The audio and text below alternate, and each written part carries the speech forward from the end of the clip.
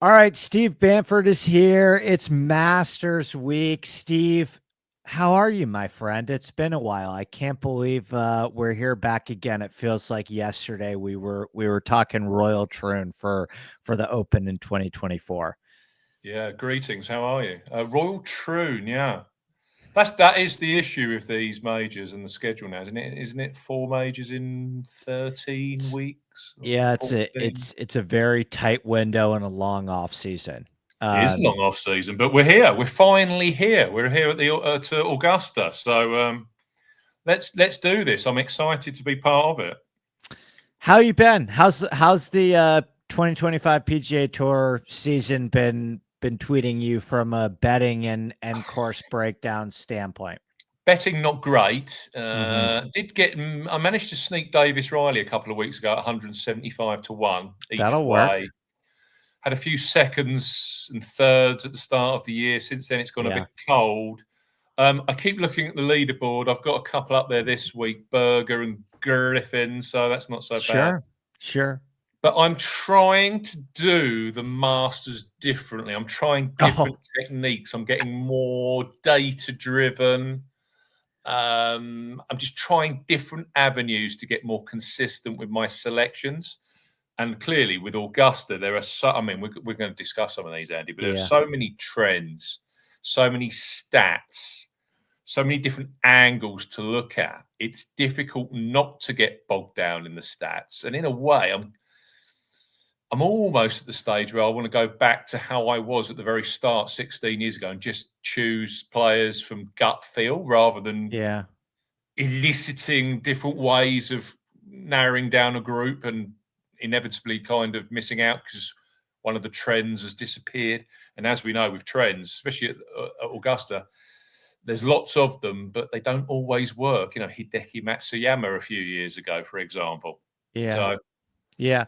Well, of the four major previews that we do this year, Steve, Augusta, without a shadow of a doubt, um, is the one that I feel like we are going to talk the most about historical significance, narrative trends, because in terms of the actual golf course, there's a fair amount of stuff with the golf course that I want to dive into with you, particularly on the weather side of things and how it's potentially going to play in 2025 differently than it has maybe in the past.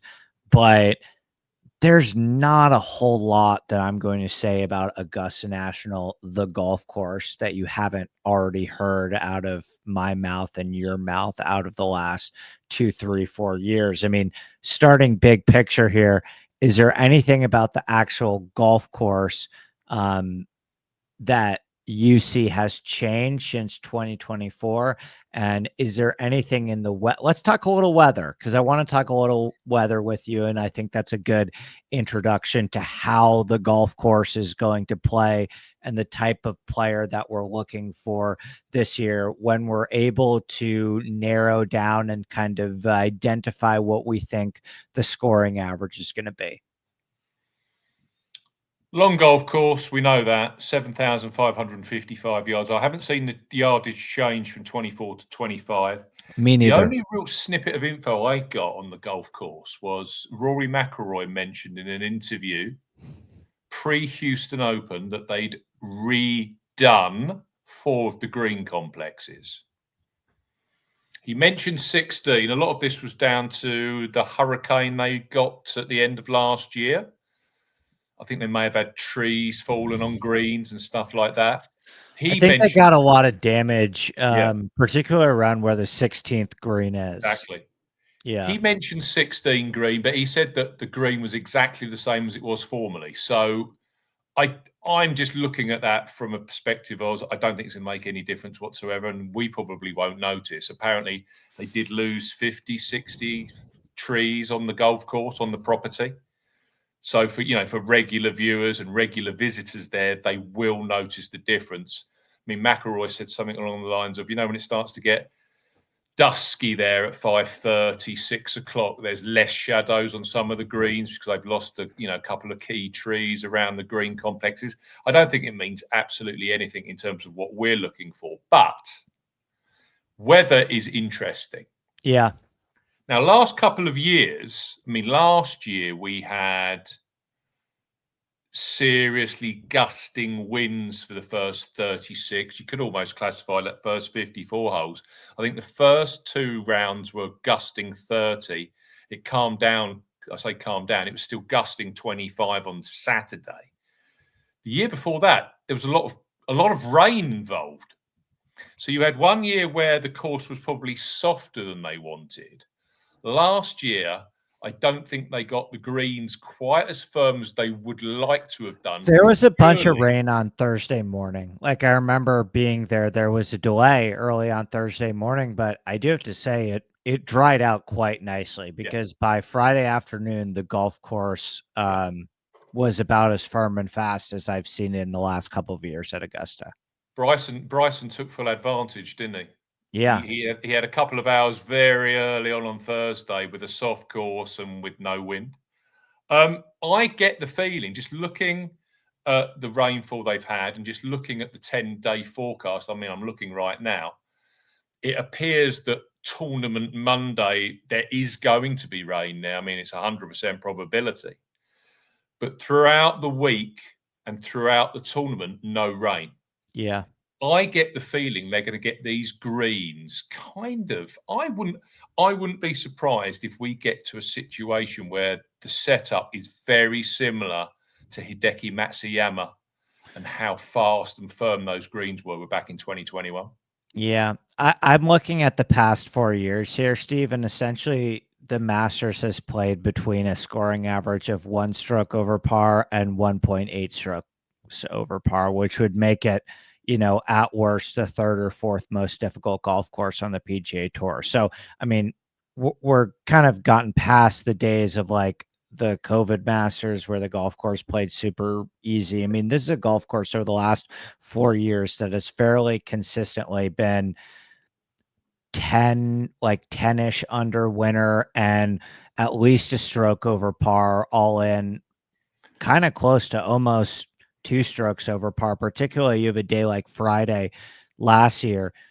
The Masters played 3 strokes over par on that Friday when it was Wow. super windy, and the golf course was starting to dry out. I particularly remember on Friday afternoon, it was as hard as I've seen Augusta play in the last 3 to 4 years, and I'm looking at this weather forecast right now. I don't have any reason to believe that it wouldn't play as hard or in the same ballpark in terms of difficulty as we have seen the last 4 years when it falls somewhere between 1 stroke over par and 1.8 stroke Yeah. over par. It seems like there's always going to be a day where it is the windiest and the crispest, and last year that happened both on Friday afternoon and Saturday as well, where, Friday afternoon it played 3 strokes over par, and all day Saturday it played over 2 strokes over par. And then it always appears that we get that one day, maybe it's Thursday this year or maybe it's Sunday, where they set it up where it's a little bit more advantageous for birdies and the wind dies down and you get like a +5 scoring over par day. But all in, Steve, do you have any reason to believe that like your breakdown this year is anything different than like the golf course that we have broadly seen over the last 4 years, where it's about 1.5 strokes over par and a winning score of 8 to 12 under? Well, yeah, 13 under for Woods. Dustin Johnson, forget about that. That was November and it was crazy soft, as you would expect. 10 under for Matsuyama, 10 under for Scheffler the first time, 12 under for Rahm, 11 under for Scheffler. And by the way, last year with the Scheffler year, he won by 4 strokes, and there Yeah, was, Steve, there were only 2 guys that shot above 5 under. So, Ludwig and Scheffler could have won this tournament shooting 6 and 5 under. yeah. Forecast, I don't know how much. I'm not. I mean, the forecasts aren't showing significant win. I genuinely think the way they defend the course this year is they're going to get those greens crispy, firm, releasing as early in the tournament as they feel they need to. But I think in general, exactly what you're saying is correct. It's going to be a 10, 12 under, 13 under winning score at best.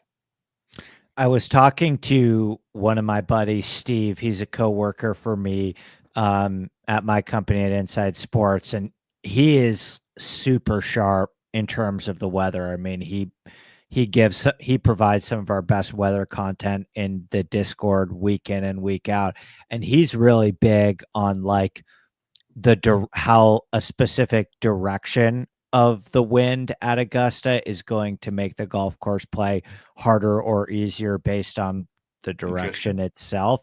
And Right. he was talking about how this western northwest wind in the 10 to 25 mile per hour zone um, is going to compound issues even further because it's going to make like a couple key holes play specifically into the wind. So like it almost seems, Steve, like the wind that we are getting, or at least is forecasted now as we sit 6 days out, is going to make like the 13th hole play into the wind, the 15th hole play into the wind. So just another little tidbit to add or consider, but it seems like this specific wind direction as well should be conducive to making the golf course a little bit harder and getting like that extreme test that we've seen at least 2 out of the last 4 years. So, I mean, I think the golf course is going to present beautifully this year. I have no reason to believe that. I thought last year at Augusta was as good as I have seen Augusta National play in quite some time, and I'm holding my breath that visually there wasn't a bunch of tree removal stuff that really hurt the aesthetics of the golf course. But in terms of how it's going to play, Steve, I think we are like business as usual. This is what we've gotten to a similar extent the last 4 years, the Augusta that we know and love. I've been working today on my preview for next week.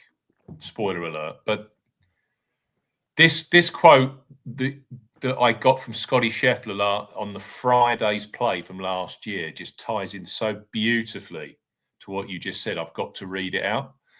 You get to number 15, a hole that's typically reachable. Like yesterday, I hit driver 3-iron onto the green, and today it was still a little bit into the wind yesterday, and actually I hit driver 3-iron. So today he hit driver 3-iron, and he was still 70 yards Yeah, short. that's a westerly wind too. It's There got you to be. go. Yeah, yeah, yeah. There you go. So And that's just 15. yeah, yeah. That's interesting. So that might potentially tighten the score, kind of where say 10, 11 under could be kind of at the summit there, if it's going to really It toughen up is. the golf course with that wind direction. Yeah, I mean, it generally is a golf course that's conducive to separation. So Mm, there is generally going to be 1 to 4 players at the Masters that create like significant separation over the guys who finish like fifth through 20th. Right. yeah. So last year, you have that example of Scheffler wins it at 11 under, Ludwig comes in second at 7 under. And then I think everybody else in third on is like 5 under, 4 under, all the way down. So yeah, I mean, I agree with you. It's a golf course that is going to significantly reward if you have control over your golf ball, uh, like Scotty Scheffler over the past couple of years. And I think it's going to play as difficult as ever for the player that does not have significant control over their game from tee to green. Speaking of the historical trends, because this is the major that I believe course history in general of what we've seen at Augusta in the past certainly plays the biggest role, comparatively speaking to other majors. I mean, there's a million Masters trends and tidbits out there right now. I mean, it has just gotten out of control in the betting space where you're going to see a million articles written about this and a million tweets. But help the listeners cut through the bullshit here, Steve. Okay. What are the key ones that you're actually listening to, and what are the key ones that you think people should actually care about here? I still think driving distance matters here. Yeah. And I get shouted down, and people have different opinions, don't they? Ball speed, carry distance, all of it. Yeah. Distance to apex, Yep. especially All if we're that going to, good stuff.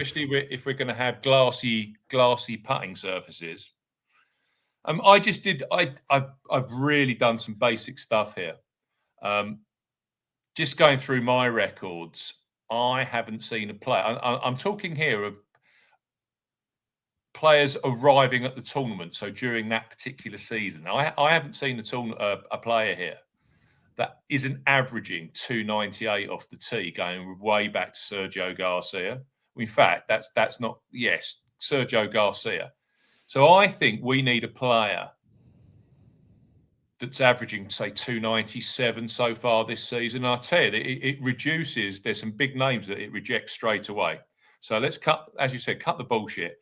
Akshay Bhatia, Corey Connors, Tommy Fleetwood, Fitzpatrick, Glover, Harmon, Homer, Henley, which is going to break the heart of many, Yeah. Hovland, Sung Jae Im, Lowry, again, another heartbreaker. That's a heartbreaker for me. I was going to make the case. I'll still make the case later in the pod for why I'm a big Lowry fan this year. Colin Morikawa, Poston, Rye, Sepp Straka. A lot of people are going to be on Sepp, I think, this, as that nice, longer shot each way. If you look at Liv, that also, and this guy's got an amazing record at Augusta, Patrick Reed. Mm-hmm. So, if we're looking at ways of starting to poke holes in. Reed's probably the last Augusta winner that you could definitively say had below average distance off the tee. Yeah, agreed. And that was 2018. So the last 7 to 8 years, I mean, I'm not going to call Hideki a bomber. I think that if Hideki can win the Masters, Morikawa can win the Masters, right? Because Morikawa isn't demonstrably shorter than Hideki. But you're correct. For all intents and purposes, having a high carry distance at this golf course is incredibly important, because the way they mow the fairways, like they're mowing them against you, so you're not getting a tremendous amount of rollout. And I cannot emphasize this enough, but one of the biggest keys to the Masters every single year is that you have to get around and score on the par fives, and you straight up just have the Zach Johnson I laid up on every par five that year is the exception to the rule, especially as equipment has become more conducive to being able to control your ball off the tee, and with long irons and with bigger driver heads as well. The 2025 version of the Masters, the ability, I mean, if you can go 3 under on the par fives every single day, Steve, and keep everything else equal, if you can get 3 birdies on the 4 par fives and keep everything else equal, that's 4 rounds of 69, and you're probably winning the Masters. Yeah. And all you've got to do, I agree with that.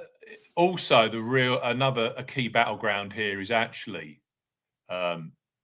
it's playing the par fours to at least level par. The hardest par fours on the schedule every single year. I mean, some of the par fours in terms of the distance now, we've got 6 of them are playing at least over 475 now. It's mad something distance, like that. Yeah. You're really looking for players with great mid to long range irons. Michael Kim was talking about this on Mayo's show that I caught this week, and he was saying that it really is a golf course that elicits, it basically separates on those that have got fantastic mid to long range irons. I think it's number one. Like, if you and I are doing a draft right now and we're drafting the skills that we want, I think we mentioned 2 key ones that have to be picked in the top 5. But if you're asking me what my number 1 draft pick is, and you said, Andy, you have to pick them being good at one thing and you can't have anything else, I still think my number 1 draft pick is mid to long iron play. Yeah, agreed. I would almost say, which would you prefer your player to have at Augusta?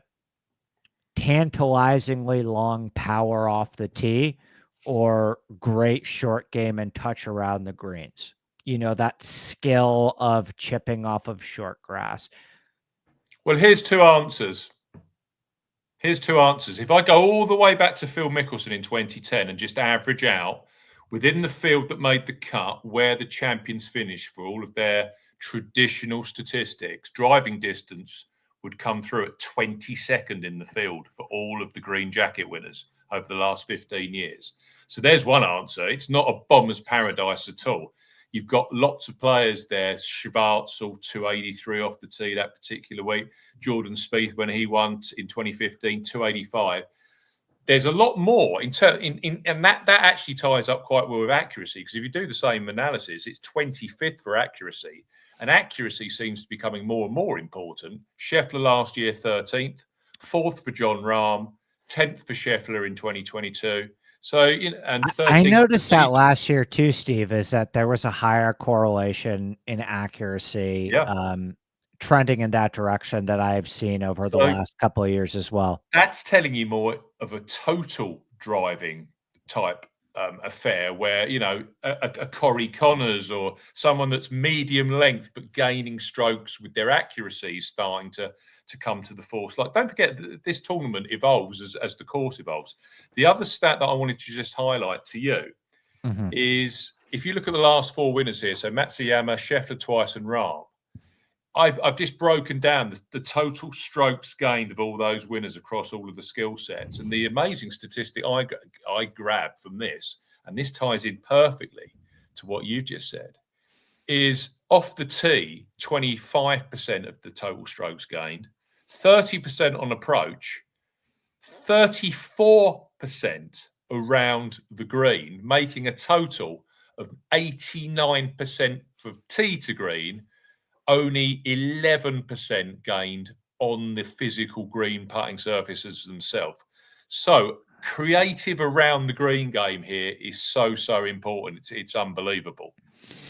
And putting, for me, at least in my model, I just ran my first run through of my model last night, and I have putting as the least important major skill at Augusta compared to the other three tee to green categories. I mean, some of the other ones that popped out to me, Steven, this will transition us to talking about some of the players and the top of the board, but a couple key things that I think we also need to point out as major caveats this year in terms of things we're looking for. Okay. 11 of the last 12 winners have finished top 30 in at least one of their last two starts heading into Augusta. Okay. So this is a super straightforward, elementary, easy one, but you need to be in good form. Okay. I don't want somebody that is rolling into Augusta on the back of like 2 or 3 missed cuts. You're not going to find it at Augusta, right? This is not the golf course where you come in and suddenly find form if you haven't been playing well. Like, this is, I got to take a chance on like I don't know, a Sam Burns is an easy target of a player who's been playing well below his baseline, although he did have a good round one in Valero. Number 2, this is a huge one that I know you are cognizant of as well of, Steve. 11 of the last 12 winners, top 6 in a major, one of the previous 2 seasons. Recent major form is huge. And I think that would not necessarily be a cross-off for a player like Joaquin Niemann, but generally, almost in all cases over the last decade plus, you do not win the Masters, and I'm talking about winning the Masters, if you have not at least had some sort of modicum of success in major championships recently. So those are, and well, this is corollary as well, so I'll add this into the recent form one, and then I want to hear your response to this. 8 of the last 11 winners, a top 12 in a stroke play event in one of the last 2 months. Okay. So nearly in every single instance. And like one of those who didn't was a bit misleading, because I believe John Rahm, he was like playing great at the beginning of the season, won the Century Tournament of Champions and the American Express, and then had a poor Florida swing. But for all intents and purposes, Jon Rahm was playing some excellent golf that year, and he just threw a couple people off his scent via bad Florida swing. But for the most part, 9 of the last 12, top 12 stroke play event in one of the last 2 months, and 8 of the last 11 winners have either won or finished top 5 that season. You can. Here's another trend. 11 of the last 13 winners had won a golf tournament in their last 6 starts. Yeah. The ones that fall out from that, Matsuyama, and I expect he fell out from the ones that you were mentioning as well. Reed had finished second at the Valspar before winning. Mm-hmm. You've then got, if you cross that with 12 of the last 13 winners had finished top 15 in the previous year's majors. The one that falls out from that is Bubba Watson, I believe, the second time he won. I've actually got a short list of 7 players. Rory McIlroy, Ludwig Oberg, Russell Henley, Victor Hovland. I've got issues with both of them from a distance perspective. Sure. Tyrrell Hatton, Thomas Dietrich, he's a debutant. Sergio Garcia. So, there's lots and lots of different ways of cutting the cake. You could include second places, potentially. Scheffler, of course, would then come back. Morikawa would come in. DeChambeau, Sure. Rahm, Cam Smith. So, yeah. Well, the other thing that's working against Scheffler, you could almost, and it's silly to eliminate Scheffler. He's the favorite for a reason. In the last 25 years, only 2 players in the last 25 years, Steve, have finished top 5, not even talking about winning here, after winning. Can you name those 2 players? Tiger Woods. That's one of them, Tiger Woods in 2006. The other one, I'll give you a hint. He is what I would say a contender this year with a bunch of great Augusta history. And he had quite the strong performance the year after he won, finishing top 5, but he ended up coming up just short. Great Augusta history. He's making some noise already down in Texas. Oh, okay. Mine's gone blank. You have to help me on that one. Oh, Spieth. Jordan Spieth. Well, okay. Yeah. So, that's kind of what's interesting to me, Steve, is if you put all of these trends together. Actually, I'm going to throw out one more for you. Okay. Yep. Don't peak too early. In every single one of the last majors in the last 10 years, only Phil Mickelson 2013 and Rory McIlroy 2014 won the week before winning a major. So keep that in mind. Last year, Scotty Scheffler missed a 6-foot putt to win the Houston Open in his direct start before a major, but he did win the Players and API in his prior 2 starts. So that would put you off the likes of a Victor Hovland. It'd put you off the likes of a Min Woo Lee. I think is going to be very, very popular. Right. And the final one too, as well. So it's like, okay, we've covered the fact that it's difficult to go back to back. You really want either a win or at least a top 5 finish or 2 in one of the last 2 months. You want great recent major form. The final one that I would add to the mix as well is 9 of the last 11 winners have played in at least 3 Masters. Okay. But the sweet spot is between 3 and 10. So Scheffler won on his 3rd and 5th appearance, Steve.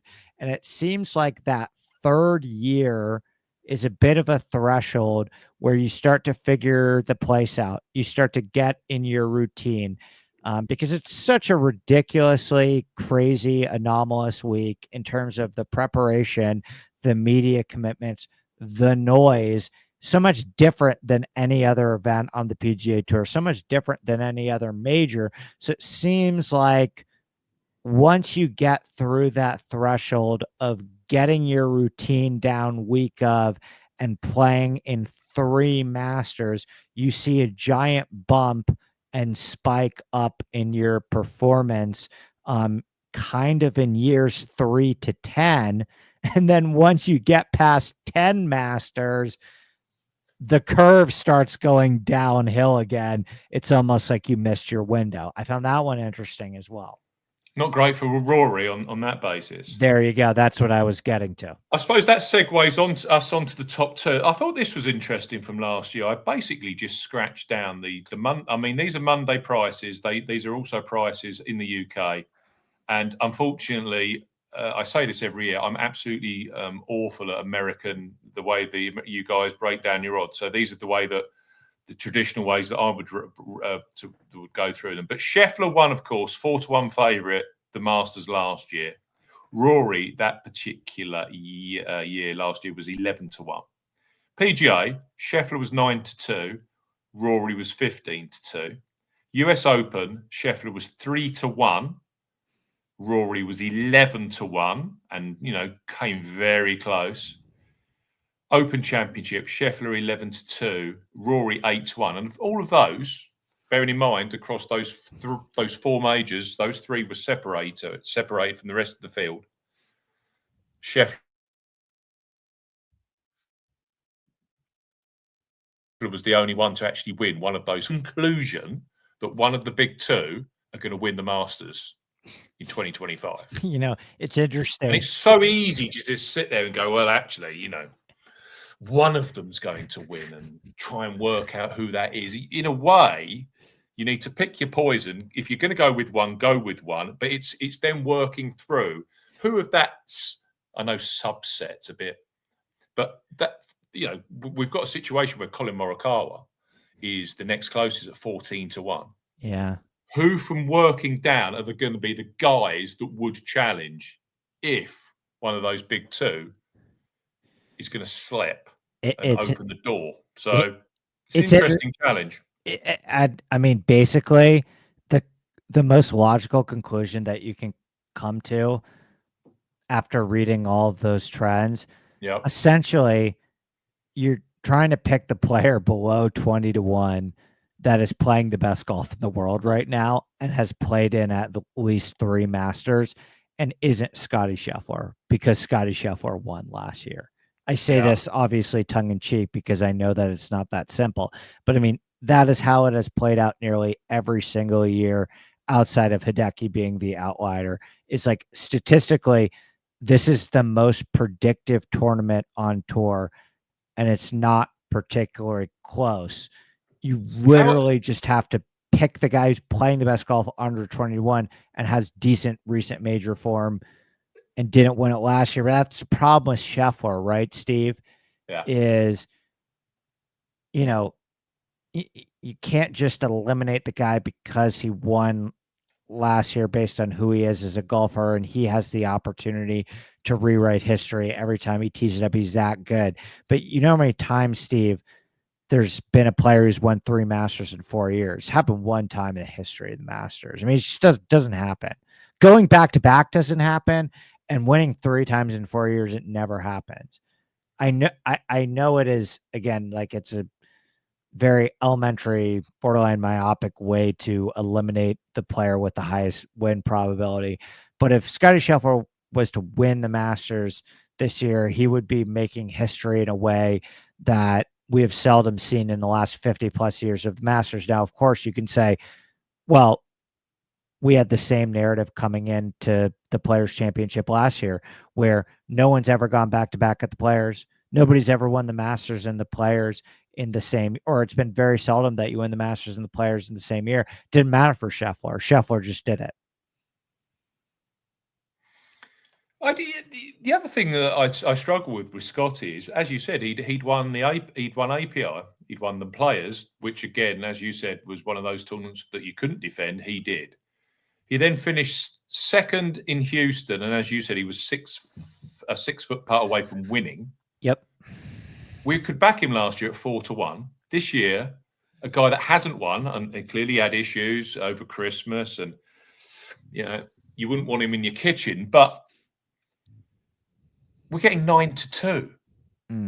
We're getting an extra half point on the odds compared to a Scotty Scheffler that was in his absolute pomp 12 months ago. For me, that just isn't a price that's packed full of value.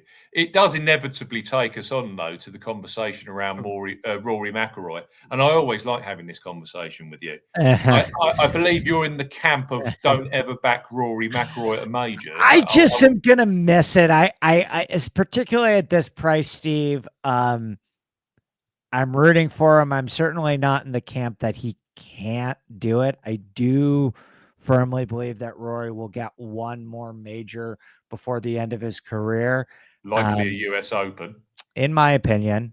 Yeah, agree. I think he's got a strong chance at Portrush this year as well. I mean, and we'll talk about Quail Hollow when we get to Quail Hollow, but I as an outright bet, where for me it would be the only player on my card, I don't have interest in either of the top two. I'm taking them on. Give me the field. I mean, I think right now, doing some quick mental math on their current prices, if you were to have Scheffler and Rory or the field, probably like plus 250, one of the two versus minus 300 field. I mean, that's just some quick mental math. But the broader point is there are going to be markets without Rory and Scotty this week. And I'm curious if you are leaning towards just either single bulleting one of the two, taking them on, and just creating a regular outright betting card where you're starting with somebody in the high teens or the 20s and working your way down, or betting the without Rory Scotty market. I'll tell you the situation I'm in. I'm struggling to find a player outside of Scheffler and McIlroy just below them in the betting odds that I think's got a bulletproof chance. I'm with you, man. I mean, I'm going all the way down currently, scanning down to 50-1, and there's some players there I really like the look of. Me as well. Steve? What if we're due for a Hideki this middle range or these lower prices? I'm finding it like a desert. Don't like Morikawa. I just don't like the lack of length around there. I don't think Ludwig Åberg's approach play is nearly good enough this time around compared to last year. Very difficult to contend last year and then go on and win the next year. That's another trend that doesn't happen often. And then you've got the problem with Jon Rahm, and it's this ongoing problem, equating live to the PGA Tour. Yeah. And we have got no strokes gain data. I know a lot of people are thinking Jon Rahm at 16-1 is good value. So the one I don't know, Bryson DeChambeau, we come to a question of can Bryson, can he master Augusta? Has he got the game to be able to deal with the canvas that is Augusta? With the one length irons, has he got the creativity around the greens? I've got my doubts. I said earlier in the show, I think a lot of last year's performance was based on that he was in a very narrow part of the draw that allowed him to shoot a fantastic opening round score. Xander, we've got injury problems. We've got a player that hasn't probably played enough golf, but at 20-1, he's unlikely to be that price going into the PGA Championship for the next major. And then we get to probably the biggest nemesis of all on the list for me is Justin Thomas. He definitely falls shy of the trend that you mentioned earlier about finishing top 6 in a major over the previous 2 years. JT's out on that one. Yeah. And that Even Rahm, I think, is hanging in there as well because of a Yeah, solid finish at the Open last year. yeah. Um, Never uh, really contended. He kind of backdoored, didn't he? yeah, it's a little loose. And then Yeah. Wacky Neiman just doesn't perform at majors again. So this is the thing. I can kind of. There's nothing there that's totally bulletproof for me. Completely agree with you. I haven't made a pick yet, although I'm starting to make some cross offs and narrow things down. And this conversation every year is incredibly conducive to helping me figure out the exact direction I'm going to go. I completely agree with you, Steve. There's not a name. I'm not betting either Rory or Scotty. And there's not a name between 14 and 25 to 1 that is jumping off the page to Yeah. me in the sense that I need to run to the window right now and bet this player to win the Masters. Can I I ask you a question? Yes, please. What is your genuine? Because I love running ideas past you. What is your view on JT and Augusta? My particular view is he's a guy, and if you look at his last two wins, PGA Championship, was he something crazy like 9 shots off the pace going into the last? For me, JT's become one of these guys that struggles to hold a lead. And as we know, Augusta, you've got to be on the pace from round one. This is not a golf course you can chase. Because if you're chasing, as you mentioned at the top, if you're trying to make scores on a lot of difficult par fours, rather than making birdies, you're going to be making bogeys. And by the time you get to the par fives, you're going to have done so much damage on the threes and the fours, it makes no difference anyway. That's the thing that works against JT for me. He just cannot seem to start tournaments on a Thursday well enough. And when he does get close to the lead, we saw at Valspar, it wasn't great. But that's kind of where are you on that kind of path? Okay, there's a couple things that I want to highlight that are working in Justin Thomas's favor. So I'm going to Yeah, give you the pro case first and then also tell you why I would be concerned. yeah, Number 1, the iron play for Justin Thomas, it's back. He is now at worst the 5th or 6th best approach player in the world. Okay, right? He has gained strokes on approach in every single start this season. I mean, he's now had that high end approach ceiling where at a golf tournament like Torrey Pines, where there's going to be a ton of long irons, Justin Thomas goes out there and leads the field in approach play.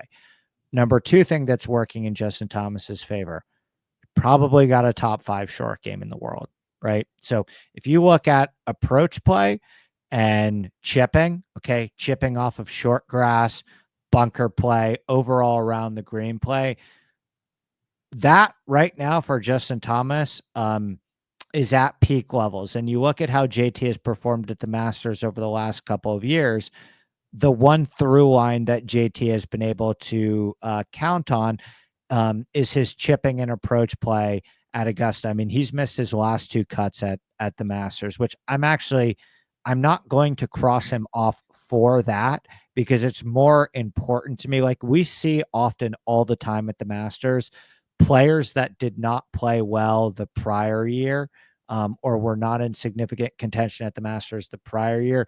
Those players, if they have long-term Augusta history, which Justin Thomas does, he's got a 4th in 2020. He's got an 8th in 2022. Prior to his last 2 missed cuts, Steve's, he had 6 top 25 finishes at the Masters in a row. And I've bet him at this tournament in the past. My problem with Justin Thomas is both the putter and the driver have been sporadic this year. Okay. There's been signs of life in both categories where JT actually has had some great putting performances on the year. He putted awesome at the Valspar. He putted awesome at the Players. He putted awesome at the American Express. But there just hasn't been a lot of consistency either where you still have those weeks where he is putting himself out of the tournament like he did at the API. And the driver's still pretty loose, Steve. I mean, yeah. he hits the ball. He's got enough carry distance to win the Masters. He's not going to overpower the golf course with his driver, but his distance is an advantage at the Masters. He's certainly long enough to win the Masters. I think I'd want a 25. Let's say that. Okay, it's not a cross off for me. I think there's enough signs there um, that I would be very encouraged about the way that he's playing golf right now, particularly on the fact that he now has two things that he can count on. And this is the same way that Scotty Scheffler has won two out of the last four Masters. Okay. Elite short game. He nearly won the Masters last year with his short game. Elite Yeah. short game and elite approach play. If you combine short game and approach play, Justin Thomas, on the strength of those two skills alone, can win the Masters. Mm. Did that make you? I No, mean, no. it ended up being more of a pro case for JT. I was outlining all of the positive JT reasons, and yet I would still say my buy number is a 25. I just think he's still got a destructive drive or two too many in his armory. Totally. And all it needs is one of those, and you could be racking up a double or worse. And that's all you need is one double, one triple, one treble, triple, and it's gone. You're just not winning. So yeah, he's the one that probably tempts me the most. But 22 to 1, yeah, it's just Yeah. Yeah, I listen, I think I'm with you. I think if you're telling me of that next tier outside of Scotty, Rory, and then kind of before we get into the tier that starts at like 28 to 1 with Hideki, if you're telling me one guy in that Morikawa, Rahm, Bryson, Xander, JT range, I'm probably most intrigued by JT and Rahm. I think yeah. a Rahm 20, Steve. Um, In a Ryder Rom Cup year, a yeah. Rom yeah, a Rom 20 has my attention. But I'm gonna watch Doral this week. I mean, I listen, I don't think that Doral is a perfect comp course by any means to Augusta National, but at least one thing that I know I'm getting with Doral is they're gonna have to hit a bunch of drivers and a bunch of long irons. And I don't really know what the excuse is for John Rahm not winning more on the live tour. I get it. He's consistent. He finishes like sixth every single week. Um, he is one of those players where I would like to see a real pulse this week in live for whatever that means. I mean, I still to this day we've had 2+ years of live, Steve, and I still don't know how to totally. I've generally had a pretty good beat on which live players are going to play well and won't play well at the majors. Um, but before Bryson won the US Open at Pinehurst, was he like winning live events? Kind Brooks, of. before Brooks won Oak Hill, he had a win. Yeah, didn't he win in Singapore? And He then did. that was when he then went closer at Augusta, and then of Sure. course he went on to win at the PGA. Sure. But like, for example, this transition us into the next tier. There are people that think Joaquin Niemann is literally the best golfer in the world. There's Yeah. also people that think that Joaquin Niemann isn't a top 10 player in the world. The answer is probably somewhere in the middle. But what do you make of the 30 to 1 price? I mean, it's now basically 28 to 1. Not enough for me. I need to see Joaquin actually stepping up to the mark in some majors this year. Which For I do think me, I think he's gonna do. I Yeah. think Joaquin around Quail Hollow in a PGA is going to be perfect for him. Sure. He is an absolute monster off the tee, and as we know, Bryson's going to be a fantastic option at Quail Hollow. I think Joaquin's got the raw materials there. We know that Xander plays there brilliantly. We saw that last year with the head-to-head with Rory. For me, Joaquin's more of a PGA Championship contender than he is around Augusta, and I genuinely think there just hasn't been enough performances. He just hasn't contended in a major, so that at those prices, I just can't go anywhere near him. I think I'm with you in the sense that I actually do think that Joaquin's gonna have a good major year. I think he is going to sniff it. I don't know if this is my favorite major for him, but I find it. I mean, the example that I could think of off the top of my head, Steve, and you can tell me if anything catches your memory of like a player that is clearly good. Nobody's arguing with Joaquin Niemann's talent, but a player with virtually zero major form has Yeah. come in and skipped the step of contending in a majors, and just going on to win one. The example that I can think of is Wyndham Clark at LACC. Yeah. But generally, there's an extra step in there of sniffing it and contending in majors, and then maybe the following year winning them. I think Niemann's going to get to that next step this year.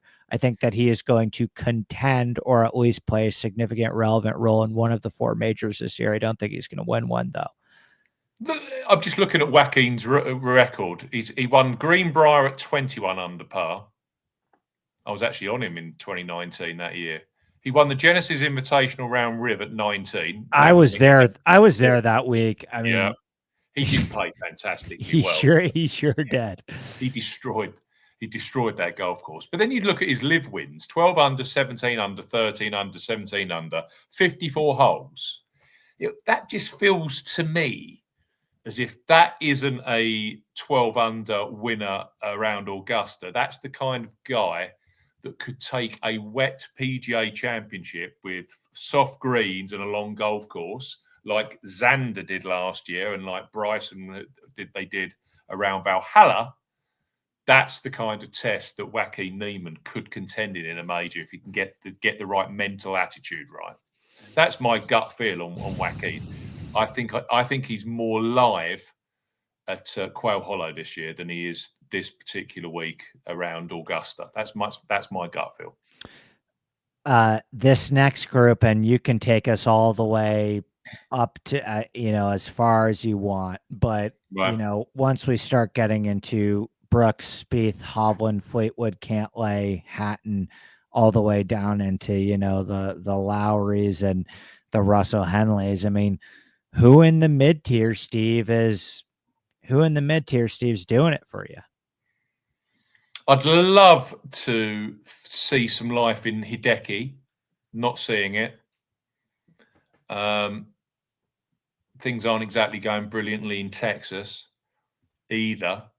You know me, I'm a Brooks Koepka lover. Now, if Brooks sprung to life this week at Doral, you can watch it on Fox? Is that correct? Over in the It's States? actually, I believe it's actually going to be on like the main Fox channel. Yeah. I'm not a big live viewer. I'm going to watch it this week, however. But if Brooks was to play some great golf, high greens in regulation number, just showing any kind of life, I'd be very tempted on Brooks. And the reason why I think Brooks could have a good major year is purely it's Ryder Cup year. And if he seriously wants to get a Ryder Cup spot, he's got 4 majors in which he needs to contend for a victory somewhere to give enough wriggle room to Keegan Bradley to actually give him a pick. Or, of course, just win a major. But in a way, if there's anything that's going to bring peak Brooks Koepka back, it's the fact that it is Ryder Cup year. And that ties into someone that are far bigger odds that I'm very interested in at the 25 Masters. So Brooks is one I haven't extinguished completely. Jordan Spieth's Jordan Spieth. Patrick Cantlay, that's not for me. And then we peak on Shane Lowry, who I have tipped up the last couple of Augusta Nationals. He got me a full each way place a couple of years ago. Last year, kind of flattered to deceive. He did lead the field in approach play last year at the Masters, for what it's worth. He just cannot make a putt to save his life, which is often the story with old But he's playing Shayna. some lovely golf this year again. Yeah, sure Very is. consistent golf. And we know the one thing is, if he's not contending or performing well in Florida, which is by far his best state in the United States, when you just look at his historical finishes, I know that clearly he won around Akron, but the one thing I think would suit Shane are firmer and faster conditions. Yep. So a wet Augusta, I think Shane is far better on firmer, faster conditions where his elite short game and a very nice approach game at the moment would come to the fore. So Sure. again, Lowry is on my short list. I'm entirely with you. I think, if you're asking He's the same price as Victor Hovland, and for me, it's like chalk and cheese. Victor's a hard pass. Yeah, Shane is far more.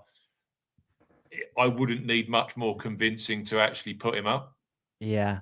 Um, do you prefer Shane to Tommy and Hatton? I think Yeah, those I do. 3, get grouped often in the same category. Fitzpatrick as well when he's playing better golf than he is. But like I'm seeing best price on Tommy right now, 40-1. That actually could go even lower if Tommy continues to play well at Valero. Yeah, Hatton's 40-1, and Shane you can get at best price of 45-1. But I mean he's pretty widely available at 40. Um, I think I'd really want a lingering 50-1 on Shane Lowry if available for me to really bite. yeah. I don't Something think about we're. something about that 50 number at Yeah, Shane at majors. And I am a Shane veteran at majors. I've bet him and played him in daily fantasy quite a bit at majors. He's given me a lot of success, obviously not in the outright market, but just as a player that consistently can finish top 10 in major championships. He was kind of a big piece of my daily fantasy core, both at Valhalla and at Royal Troon last year. And I don't really have any reason to not continue to play him again. I think in the outright market, however, I'd probably be looking for a 50. we of course over here in the UK, all of these prices are with each way, so we're not going to see a 50 over here, and clearly you're Yeah. not going to see it over here just purely for geographical reasons as well. Yeah. But 40, yes. The thing with Shane, of course, is sixth in 2 majors last year, sixth at Checks the Open that box. Championship. He was also sixth at that PGA Championship that Xander just Yep. pipped Bryson. Paula. He's contended enough this year. Like I know that he hasn't checked the box of winning, but Shane No, never really wins. He has sniffed. I mean, he's hit a lot of shots of consequence, at least in 2025. I mean, the guy, Steven, I'm curious, um, who in the exchange market over there for you is kind of starting to catch the early buzz. But the player that has the best price, where the price isn't con the price doesn't fit his strokes gained or his trends, yeah, is Henley, right? Like if you did a blind resume test and you yeah, put up Henley's resume and we're like, these are Henley's numbers over the last 12 months. These are what Henley has accomplished on the trends piece. Recent major form check. I was on him at Royal Troon. He couldn't make a putt to save his life on Sunday, but he almost led the field in ball striking at Royal Troon. Gets the win this year in a big time signature event at the Arnold Palmer Invitational, another very difficult golf course where you have to hit a bunch of long irons. Check. Recent Masters for him, I would even add as well. He's got a third place finish in 2023. I would caution some that year it was pretty much all short game and putting for Russ, and he actually hasn't hit the ball that well from at least a ball striking perspective at Augusta National. But the biggest hole that you're going to be able to poke in Russell Henley is that he is not going to overpower the golf course off the tee with his distance, but you could generally give a counter argument that as one of the 5 best middle to long iron players in the world, what does that even matter if Henley is better with his 5 iron than other players are better with their 7 iron? yeah. I can't disagree with any of that, really. Just from a raw strokes game perspective, he's definitely the most overpriced player on the whole board right now. Mm-hmm. I Certainly. mean, I'm seeing 50-1 here There in were the some lingering 70s that a bunch of folks in my Discord hopped on. Does he seem like the guy? I mean, who are the buzzy names over there on the exchange that you and all the lads are talking about? Will Zalatoris. Yeah. Always going to be at Augusta via the course Yeah. history. I'll tell you, Akshay. Yeah, I was on Zalatoris at the Players Championship, Steve. He had held a share of the lead on Saturday at the Players, which felt like a bygone era given the fact that he played his next 4 holes in 9 over par. I just don't see Will Zalatoris as a TPC Sawgrass player, though. Yeah, that's true. I mean, I think you He's a think bit too about, wide off the tee, which is kind of and not a weakness around here. that's It's what caused the 9 at yeah, of Sawgrass. course. is, is the I think front Willie 9. Z's very interesting proposition. I think Akshay's getting a lot of action over here. I don't know if I see that as much with The problem I have with Akshay, I just don't know if he's got the raw materials really. But the one that I think is very, very interesting, and the one that I undoubtedly will back, is Robert McIntyre. Make the case. A lot of people loving Bobby Mack this year. There were He's some long, lingering his driving all 80s to year has been 1. exemplary. He's got a top 12 finish here. He was 8th at the PGA last year, so there's a guy there that's clearly got some recent traction in Sure. majors. I just think Robert he's a lefty, never a bad thing around Augusta. Nope. He says he's absolutely excited to get back over to the States. I know he's been over here in Oban for just recharging the batteries. He played in Singapore where the putter actually started to fire, which has been his weakness. Just go through him statistically around the green. If you look at his numbers from a tee to green perspective on the PGA Tour this year, there isn't a lot that you can actually poke a hole at. So I'm certain that Robert will be one of my each way bets in my preview next week. I really like him. He's started to as well.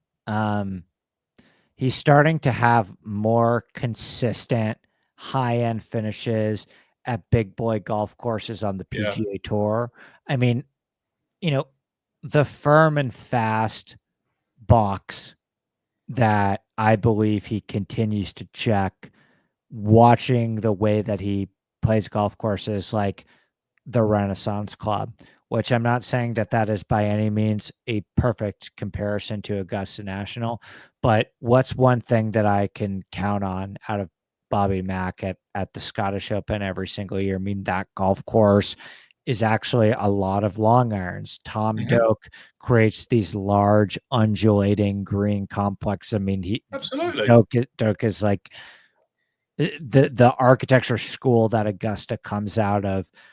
Doak designs his golf courses, or at least attempts to, in the giant undulating green Yeah. complexes that he's trying to create in a very similar vein. I You think do hear a Bobby lot Mack of conversations, Andy, that actually the Open Championship relates more to the Masters than the Masters would relate to a PGA Championship, for example. And a lot of that agreed with that. With his links background, the fact when that it's firm, yeah. when it's firm, of course, when you've got Mhm. all of these these uneven lies on it really does, I think, work to someone of Robert Mack, and he's got a big high ball flight. He's got plenty of power off the tee. As I said, his driving's fantastic.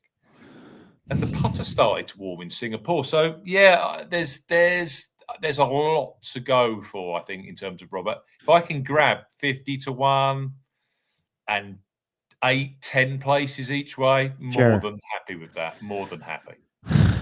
As we wrap up here, Steve, would you go much past that? I No. mean, what is the cutoff in terms of like this player can win the Masters? I actually do But if you somewhat believe that we may be due for a mid-tier winner, and I am not yeah, going to be afraid by any means to fire a bunch of bullets in the 30 to 70 to 1 zone. In fact, I feel like the entirety of my card is probably going to be in that zone. But I don't want to say you're lighting your money on fire if you're backing a bunch of guys above 100 to 1, but that's historically not the type of strategy that, I mean, unless it's a bunch of each way prices. yeah. 2011, Charles Schwartzel, 90 to 1. He's the outlier. Last 4 years, 4 to 1 favourite Scheffler, 9 to 1 Rahm, 16 to 1 Scheffler the first year, 9 to 1 Dustin Johnson. So But then, of course, you've got Tiger Woods also was 16s, and then you've got 45-1 Matsuyama, 55-1 Reed, 45-1 Garcia. Danny Willett was out there at 66s, so he's the next biggest after Schwartzel. And then you've got 28-1 Scott. I think there's something 28s round to 55s. I think there's potential there for a shock winner. The one player I've actually backed on the exchange, and I backed him about a month ago, that's at a big price, and I purely backed him. Hopefully, I might be able to get some kind of trade in there. I'm certainly not suggesting he wins, but he's in very good nick. And he was actually on the list of players that I came out with earlier. When you go 11 of the last 13s had won a golf tournament in their last 6 starts, and 12 of the last 13 had finished in the top 15 at a previous. Sergio Garcia. I just believe that Sergio Garcia is so focused this year on making the European Ryder Cup team. He's got so few limited. I mean, it's the Brooks And Koepka he's argument. not going to be given any handouts either. Like, I don't think that He's got to earn it. Right. He's got very limited tournaments to be able to do that. Bearing in mind, he went to Macau a few weeks ago because that would have given him a top 3 there, would have given him a Open Championship start. He's literally he's got a couple of hand-picked tournaments he has to do well at. And I just think that he's playing well. He's hitting tons of greens. The Masters is a huge opportunity for him. So I backed him at 170 on the exchange about 4 weeks ago. Any final players or thoughts that we haven't mentioned yet that you want to give a shout to before we finish with our pick to win? Any life in Phil Mickelson at 150 Nope. to 1 for an each Nope. way place? Nope. I knew you'd say that. Nope. That's so anti-Andy. That's not doing it. Not for me. What's it?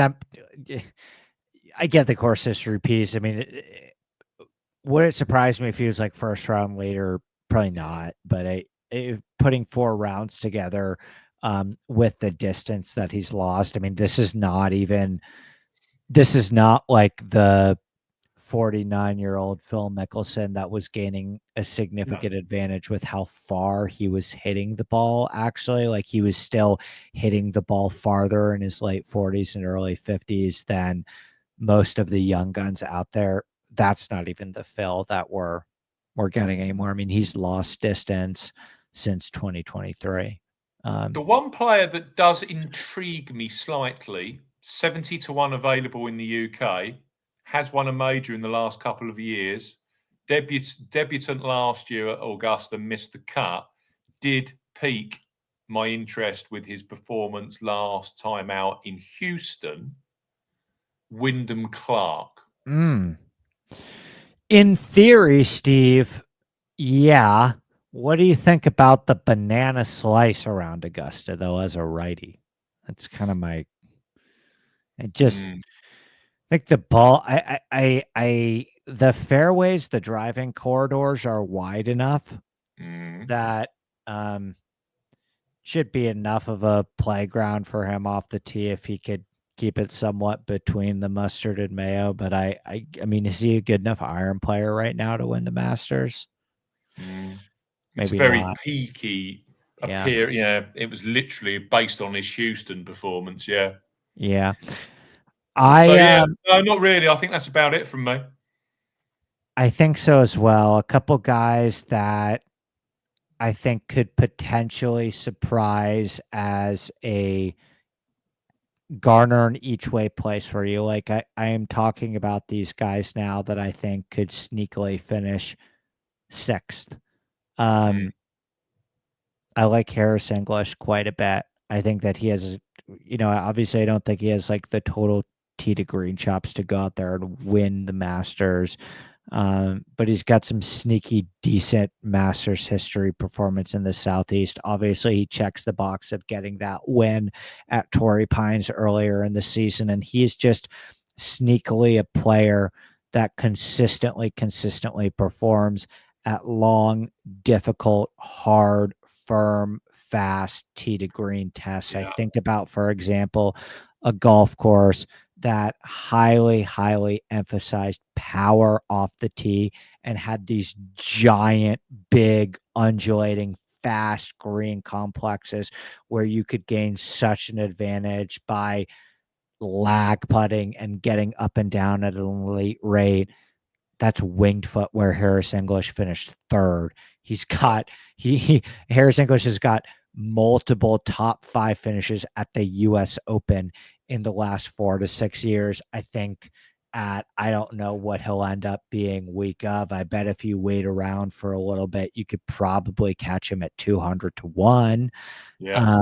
And I just, in terms of a guy that I think could finish 4th or 5th this year, and checks the box of good major form, also a recent winner this year on a long and difficult golf course, that would be Harris English. But that's kind of the final shout for me, my friend. Who's your one name? I'm not going to hold you to it. If you have a change of heart over the next couple of days and tip somebody different in your preview, I certainly have a lot more research that I'm about to dive into after the show. But as we sit here on Friday morning for me, Pacific time, your one name to win the 2025 Masters.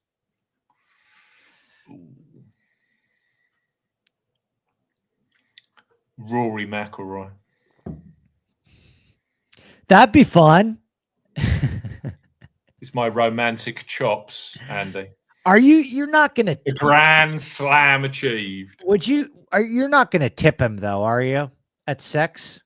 I'm tempted to I had success with this a few years ago with Scotty Scheffler at the Players, where you go win only there, and then you can go for some deeper prices. Yeah. Maybe a 30s, definitely McIntyre, a couple around that. That's kind of where I'm at, because as we've discussed, I'm struggling with so many of the Colin Morikawas and around that area in the price board. Yeah, I just wish 7 and 8 still existed. Once you start getting Rory in the 6s, and he's not even like the 7 to 1 kind of sustainability threshold where I feel good about the single bullet. I have some more thinking to do. I think I am going to go all in the theory and belief that we are due for a bit of a trend breaker. We are due for a bit of a mid-tier winner, at least in the Hideki Matsuyama 35 to 60 tier of the odds board, like we saw in 2023. I will say Shane Lowry for now. I'll say Shane Lowry for now. I do think that there are more red flags at the top of the board this year Agreed. at the Masters than I've seen in quite some time. Scotty Scheffler, is he going to win 3 and 4 years, coupled with the fact that he's not actually winning a bunch of golf tournaments coming in? That's a tiny bit of chink in the armor. Even if I'm reaching Rory McIlroy, the Augusta boogeyman, that's enough of a chink in the armor for me to not back him at 16 to 1. And then you get into the Ludwig Aubert, Colin Morikawa, Bryson DeChambeau, John Rahm, Justin Thomas range, and there's just a cavalcade of reasons and cases I could make against every single one of those players as well, which kind of leads me to believe that a card that's structured and built into, in the 30s, 40s, 50s, and 60s might be a more sound strategy for me this year, at least. Yeah, I can see that. Yeah. Steve, where can everybody find you this week? Golf Betting System. You do some phenomenal work Majors Week. I certainly will be listening to you and the lads over there. But for all of our new listeners, how can they support and get more Steve Bamford? At Bamford Golf on X, also Steve Bamford on Blue Sky, golfbettingsystem.co.uk, just golf betting system in your search engine. Our Golf Betting System Masters podcast will be out on Tuesday, the 8th of April. Always our biggest podcast of the year. And I know that this is likely to be one of the biggest of the year for you as well, Andy. So Yeah. just, yeah, easy to find. Lots and lots of content on there. He also strokes gained a live, well, not live as such, but strokes gained rankings for all of the field around Augusta. So there's some great data on there completely free of charge. So come and have a look. Steve, this is a pleasure as always, my man. Yeah. And I'll see you again in May. I'll see you at Quail Hollow.